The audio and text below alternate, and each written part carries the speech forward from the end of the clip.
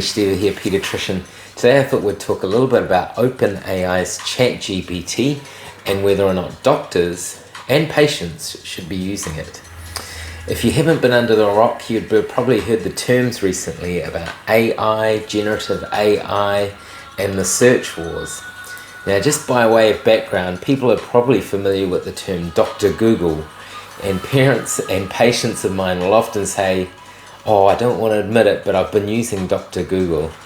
And they say it sheepishly because they know that probably doctors aren't always in favour of what the Google results show, but also it can lead to some funny sort of results on the Google search page, which can lead you down some medical rabbit holes, and unfortunately can lead to a lot of stress.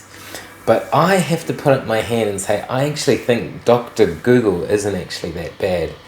And I'm perhaps a little bit biased because I can navigate certain web pages, and certainly with my patients I'll often Google with them and be curious to see what they've Googled.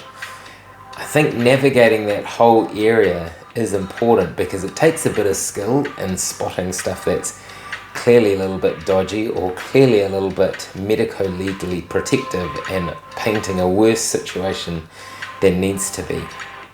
But now we're moving into a different phase of AI, and so OpenAI has really opened a little bit of a Pandora's box.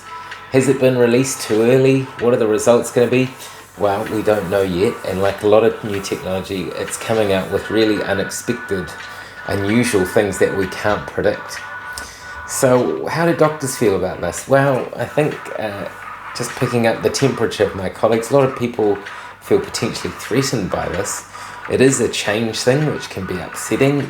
A lot of people think probably how's this going to affect my job if this thing can generate pretty reasonable answers using English as a coding language.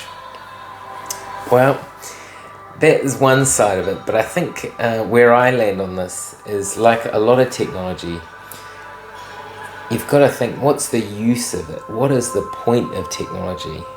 What is the point of anything in health? Well, it's to make our patients safer and to make them better. And can OpenAI's ChatGPT do this? So I've been testing it like a lot of other people. Apparently 100 million or 1 million started testing it the first week. And I have been, like many others, very surprised at how reliably sound, accurate, how it references things, how very reasonable it seems. I have tripped it up a few times and fed back, but you can only assume those bits of learning it does will accelerate at a rate we can't comprehend at this moment. So I have asked it to write guidelines, which has been pretty good.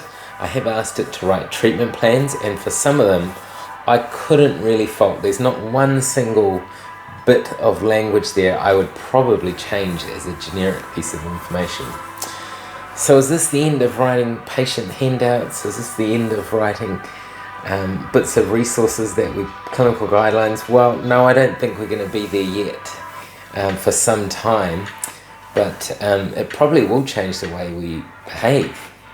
A lot of interest on Twitter about medical literature, because it seems to be very good at summarizing a big piece of information, which for all of us where time is the most precious commodity is valuable. Will it be writing our discharge summaries, our paperwork? I'm not sure, but I've certainly been experimenting with that, and there's potential other things we just don't know yet until we play with it and break it a bit more. But my summary is, I think this has the potential to be very good in medicine. I've seen some articles co-written by an academic and ChatGPT. Has massive potential to save time in that hybrid model, human plus AI. There is a little bit of concern and apprehension because it is a bit of a change, but often in healthcare, although we don't like change, it can often potentially lead to good.